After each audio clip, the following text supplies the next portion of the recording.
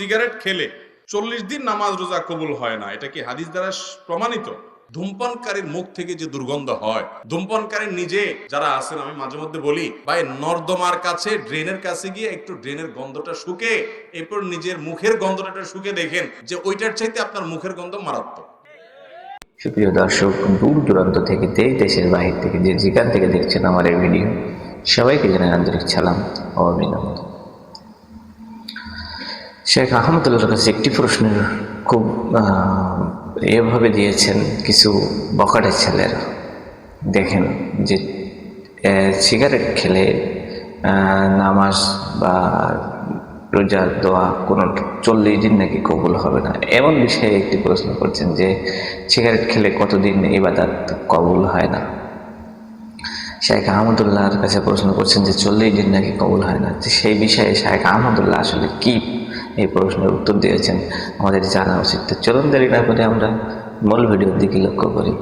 আমি একবার ঢাকার এক হাসপাতালের মসজিদের পাশে সালাত আদায় করতে দাঁড়াইছি, আমার পাশে একজন দাঁড়াইছে, তার শরীর থেকে যেই গন্ধ, আমি চিন্তা করলাম এই লোকটাকে কিছু একটা বলা দরকার, কিন্তু বললে মাইদ্যেরও খাওয়ার ভয় আছে।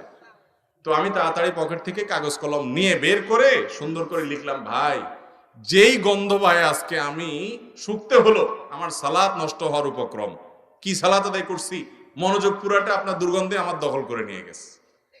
তো আল্লাহর রাস্তায় আল্লাহকে ভয় করেন, এটা আর করেন না। এটা লিখে কাগজটা আমি সাইডে রেখে, সেই সালাতের মধ্যে আছে এই অবস্থা, আমি তার সামনে রেখে আইজো দৌড় কাইলো দৌড়, যে আমার দরকার হলো তার নাসিহা করা, মাইদ্যর খাওয়ার তো দরকার নেই।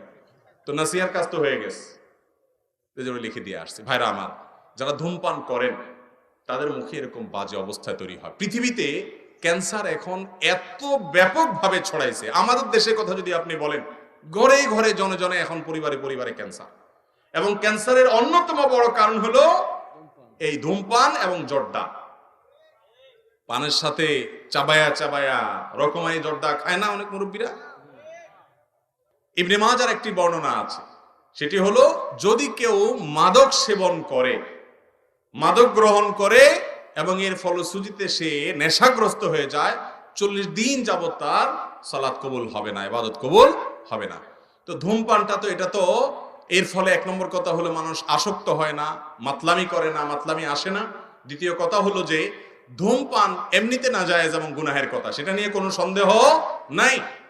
কিন্তু এটা এরকম না যে এটাকে মাদকের মধ্যে ফেলা যায়, এবং এর কারণে আসকারা হাদিসে আসছে, শুধুমাত্র শারিবাল খামার না, মানে শারিবাল খামার বা আসকারা, পদ পান করলো এবং নেশাগ্রস্ত হয়ে গেল, তার 40 দিন ইবাদত কবুল হবে না। অতএব ধূমপানকারীর জন্য এটা প্রযোজ্য না, কিন্তু এর মানে এই না যে ধূমপান করা জায়েজ কাজ বা গুনাহ হবে না। এটাও অবশ্যই না জায়েজ এবং গুনাহের কথা, নোংরা একটা জিনিস।